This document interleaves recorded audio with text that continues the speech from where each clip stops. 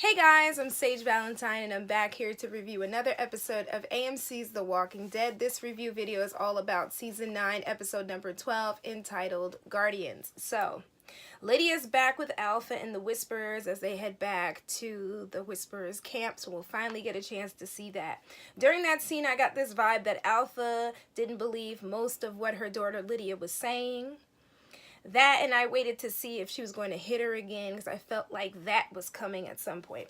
Now, Michonne learns all about Father Gabriel and Eugene's radio. And she's not happy about it because it's a security risk.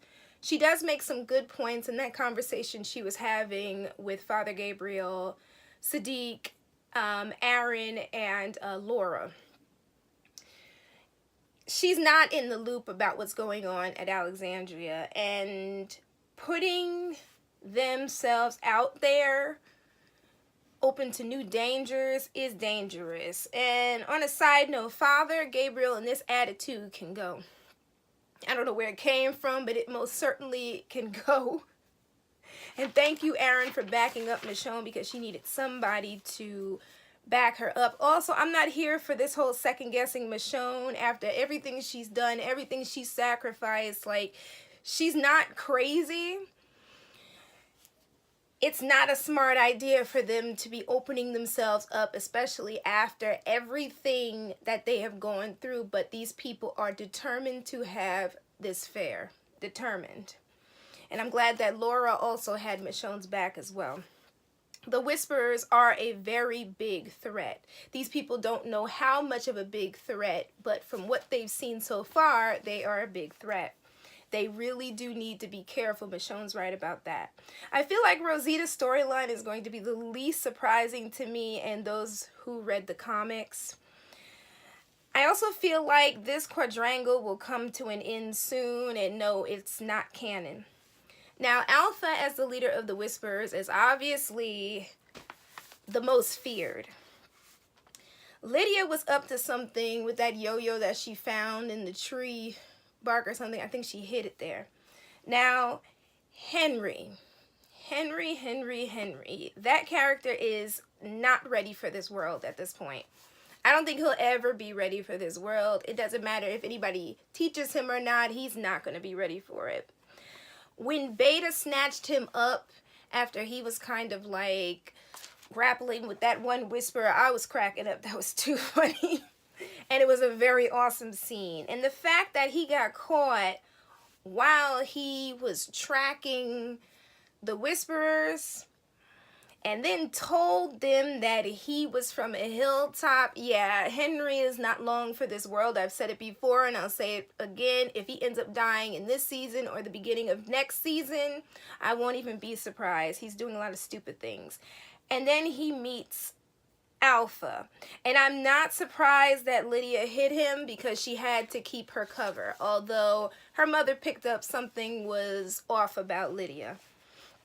Now, we're back to Alexandria. Eugene is so resourceful with his charts and regarding the whole quadrangle and how he did all these like mathematical figures and such. He really loves Rosita and he understands how that quadrangle situation is. He knows that he doesn't have a chance with Rosita, obviously, and he found her some maternity clothes / comfy clothes because she is getting a little bit too big for her skinny jeans. Now, Alpha can see how Henry feels about Lydia, and as soon as I realize this, I already know that I don't trust Alpha to keep Henry alive in this situation. I love how the Whisperers move around with the walkers, and I love seeing it after all this time on screen. It looks pretty cool. Alpha tells Lydia that she is back where she belongs with the Whisperers, and we get to see the Whisperer camp, and it's pretty much like the comics. On the side note, I hope that the writers include the darkest part of their storyline. I won't reveal what it is, but I hope they include it because it's pretty dark, pretty vile, and it needs to be said. And I liked how we were able to see how the Whisperers get their skins or their masks. Negan and Michonne have yet another scene where they're talking, and I do enjoy their scenes because of the banter back and forth between those two characters. Now, Michonne can't understand why, after Negan escaped, he returned to Alexandria, and he tells her, you know what? He was in her house. He could have bashed her head in as soon as she came home, and Michonne was like, you're an asshole, but you're not an idiot. And he also said something about also killing other people at Alexandria. I really didn't believe him when he said that. He says that he could have killed Michonne while she was walking into her house, like bashed her head in, and he also could have killed some other people at Alexandria. I didn't believe him when he said that. Michonne kind of looked at him and was like, you decided to take your shot outside. It wasn't what you thought it was, and you decided to return. Negan said, yeah, the world has changed, and what he wants more than anything is for her to learn to trust him. But I don't blame her for not trusting him, especially after what he's done. And even him escaping makes him a little bit shaky, shady, but I do know eventually she's going to have to trust him. And when he mentioned Rick, I'm just like, here he goes with mentioning Rick again. That is not getting on anybody's good side by saying that. But he said that he can help her because he has heard things. And Michonne might need his help. He could be leader to former leader. He says that she has the power because she has the charter. She doesn't believe that she has the power, but she really does. He really wants to help her, and when she leaves him and he's upset that she rejects his help, I do believe she's going to come back eventually, especially after what happened a few scenes later. I think that she's going to eventually talk to him and probably let him go and probably have him like a dog on a leash, so to speak. So we see Daryl and Connie, they are following Henry's tracks. And Connie reveals that she realizes that the Whisperers and Henry had a bit of a scuffle when Henry caught up to them. And Daryl agrees with that. Connie and Daryl make quite the pair along with Little Dog.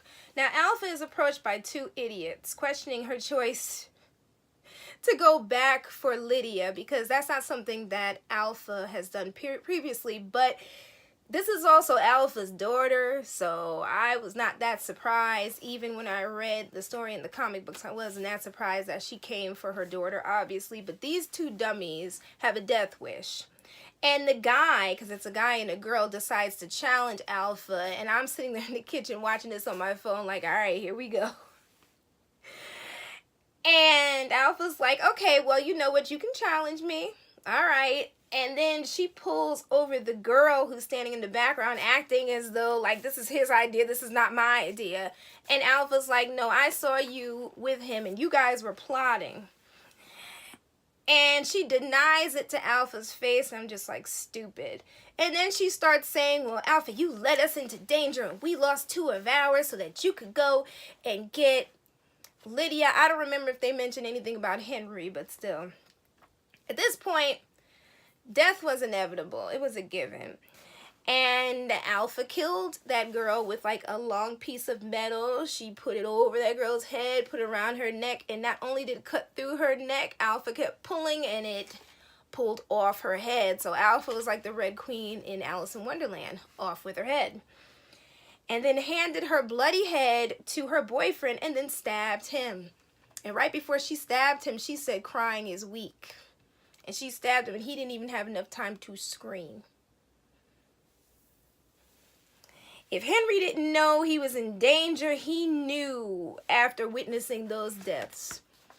He came to terms with the situation that he got himself into. Now, Michonne is checking on RJ, and then she's chatting with Judith. She basically tells Judith, like, I know that you were late for practice, and I saw you running away from the window that's pointing to the outside of Negan's cell. So Judith basically said she went to see Negan because he listens to her and not everyone does.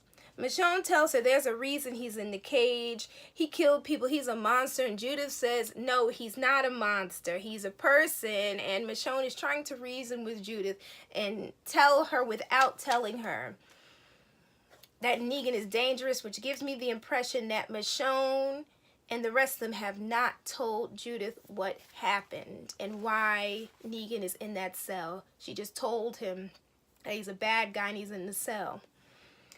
Judith tells her he's not like that anymore. And Michonne's like, you know, people don't change. And Judith says, well, Mom, you changed. And that's when Michonne needs a second, and I guess she gathers herself. I guess that whole situation was overwhelming because she started to think about Rick, because she did mention Rick when she was talking to Judith, so it has to be hard. I know it's been 6 years since Rick died. According to the group, we know he's still alive, but still, that had to be really hard. So Henry knows what's up when he sees Lydia glance at him. So then we see a scene with Alpha and Beta, and Alpha's washing her hands, and she asks Beta to take off her mask.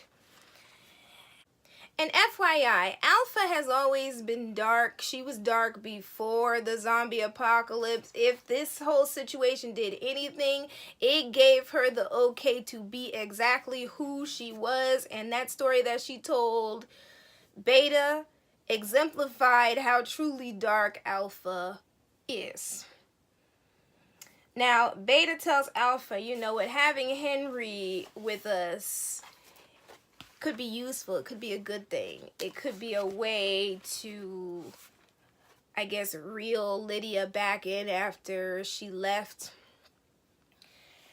And then we see the two dead bodies, those two idiots that tried to challenge Alpha. Their dead bodies are carried over to a walker area of some kind nearby, and the walkers chow down on those bodies. Meanwhile, Daryl and Connie watch this from nearby.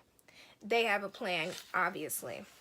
I feel so sorry for Eugene as he's sitting there watching Father Gabriel, Rosita, and Sadiq, and they're all looking at each other, and they're kind of smiling and everything, and he's really in love with Rosita, so right now he's heartbroken. Now, you're probably asking yourself, does Eugene find love in the comics? I won't spoil that for you, but hopefully the comics go the way that, or the TV show goes the way that the comics are going at this point. That's all I'll say about that. Now, Michonne comes to see Aaron, and we get to actually meet little Gracie. The last time we saw her, she was a little baby, and then we got to see her for like a little bit when she ran to Aaron when we were reintroduced to everybody after the time jump. So Michonne thanks Aaron for his support, and he said that it was easy to support Michonne after everything that he had witnessed. Michonne basically says, you know what, I'm not going to veto the fair if you guys decide to vote on it again. She thinks it's a terrible idea, but the people can weigh the risks and choose for themselves. And she says it's for the kingdom, but both she and Aaron agree, and they hope that nothing bad happens and that they don't end up regretting the decision to allow them to have this fair.